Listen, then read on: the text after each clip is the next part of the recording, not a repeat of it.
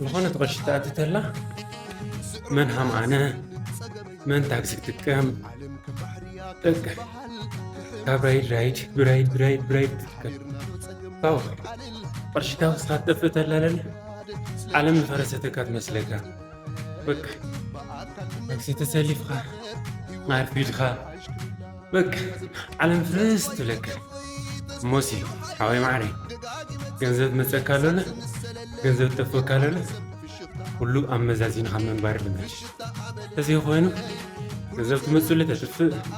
ገንዘብ ትጠፍኡሉ ዓለም ትፈርሰካ ተኮይና ትነብርለካ ተይኮነ ታናብርለካ እዩ ለመንባር ተደሊኻ ገንዘብ ትመፅእ ተሎ ቆጥብ መኪናኻ ግዛእ ገንዘብ ጠፍእ ተሎ ደሞ ኣይትጨነቕ ገንዘብ ለመምፃእ ስራሕ ተዘይ ኮይኑ ዓለም ሓደ ግዜ ድሙ ሓደ ግዜ ደሞ ኣንበሳ ዝኾነላ ትኾነ ይብላይ ኩሉ ግዜ ኣንበሳ ኩን ስለዚ እዚኣ ኩለካ መፅእ يغني لي عيال احنا وعلف